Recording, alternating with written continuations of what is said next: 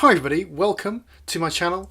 I hope you're well. Now you might be aware that I used to be an elected officer in my students' union when I was at university. I was a sabbatical officer, which means that I took a year out of my studies. I actually did it after the end of my course to be an elected officer in the students' union. It's called a sabbatical position. Now almost all university student unions have at least one sabbatical position, and the bigger ones, the bigger student unions and the better funded student unions, not necessarily big in student numbers, will have up to 5, 6, 7 of them. The really well funded ones have even more than that. But the only way you can become a student officer is by being elected by the student body.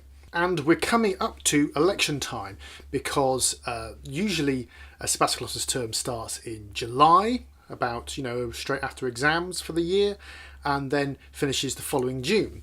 It's not quite every single university that does that, and every single students' union, but most of them are about then.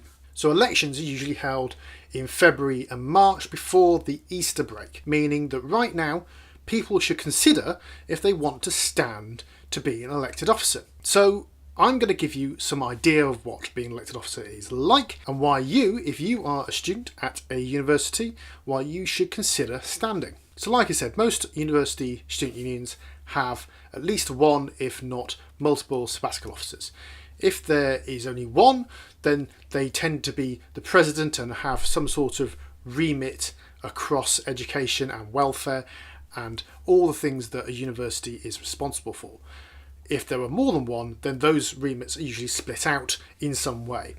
Some universities, most universities actually have stated positions. So for example, I was the welfare officer, which means I was responsible for everything from housing and student safety and sexual health and other things that the university is responsible for, like disabled access, not just physically but also to education. You would usually also have an education officer, so they would be responsible for everything to do with teaching at the university, admissions, standards, that kind of thing. And there are various other positions which are quite standard, such as some sort of community officer. You might have a full-time women's officer, or you might have site or campus officers. And if there is a separate president as well as these officers, then the president is usually responsible for the internal workings of the students' union, making sure that the board runs as it's supposed to, that the staff do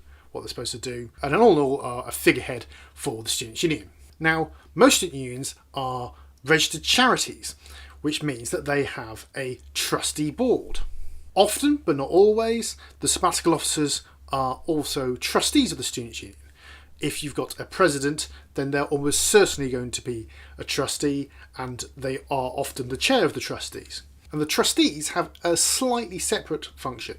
So as sabbatical officers, it's more of a political role, whereas as trustees, you have to ensure the financial security of the students' union and also are responsible for legal things. Now, this might sound like a lot of responsibility, and it is, but the good news is that you get full training on these things. Either your student union will sort out training for you, or the National Union of Students also has courses which your student union can put you on. So all of this means that you get great skills. You get skills at being basically the president and the executive managers of a business. Most university student unions have some sort of commercial services, so you're responsible for those, and you need to know at least the executive level of how the business works. And it's imperative that that makes money because it supplements your income from other sources, and usually there's some sort of block grant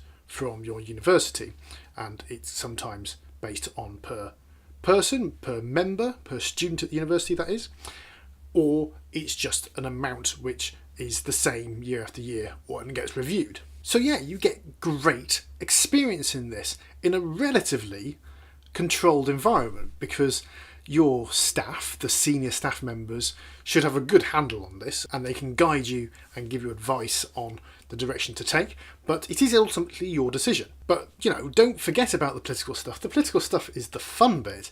Political stuff is the bit where you can actually make a difference in your university. So, for example, when I was an elected officer, I ran campaigns on sexual health and on student safety, which was very successful. And I particularly enjoyed the ones on sexual health because it meant I could just go to various student union events and hand out condoms, which frankly is hilarious. It's a great conversation starter, by the way, but also it gets you known. I organised free chlamydia testing in the Students' Union. I helped organise events during Sexual Health Awareness and Guidance Week, where there was lots of pictures of pants, cartoon pants put up around the Students' Union with various STIs written on them. So people, okay, it was a bit of fun, but people became more aware. That is the point in these campaigns. We actually had a general election the year that I was elected officer, and we had a campaign to get students to register and to vote in the general election. And it was back when there was a possibility of tuition fees rising to £9,000. It became a reality, so we didn't really have that successful a campaign in kind of where it was supposed to go, but we had a very successful campaign in getting students aware of the issues and registering to vote and actually going to vote. When you see some of your work paying off, it is so rewarding because you see what the difference you are making. It may not be a huge difference, but if you are making a difference, then you're doing something right. The election is half the fun of being an elected officer. I love elections in so many ways. I am a bit of a geek when it comes to elections. So maybe you like the idea of being an elected officer, and I've won a few elections at a student union. So let me give you some tips about what to do and what to say when you want to stand as an elected officer. The first thing is, don't go and put in your manifesto, I'm listening to you and whatever you say, I will do. It's like, no, nobody cares. Have some actual policies. They don't have to be controversial policies, but you have to say the things that you want to do. People will vote for an idea, not I'll do whatever you want me to do, because what's the point? Anybody can do that. But you say, well, how do I get these ideas? That is the key. What you need to do is go and talk to students. We used to call this goating. I'm sure it's still a thing. Going out and talking to students or whoever you need to talk to. Rather than saying in your manifesto, I'm going to go and ask you what you want, actually go and ask them what they want and then put that in your manifesto. It's so simple. Absolutely have flyers, absolutely have posters. That is not a campaign, however. It's the same advice in many respects, but it works so well. You have to talk to as many people as you possibly can and tell them you're running and tell them how to vote and tell them that you will be their best representative and the reasons why. In most cases, you can talk to the staff in the Students' Union and see what kind of things that you should be looking at, put into the position you're running in. You can talk to the current elected officers, especially if they're not running again. You can run for 2 years, by the way, to be a sabbatical officer. That's the law, and in most unions that is allowed. So if any of the officers aren't running again, especially if they're in their second year, so they can't run again, go and ask them. They will be more than happy to talk to you about their role. Believe me. But also, don't forget, you need a team around you.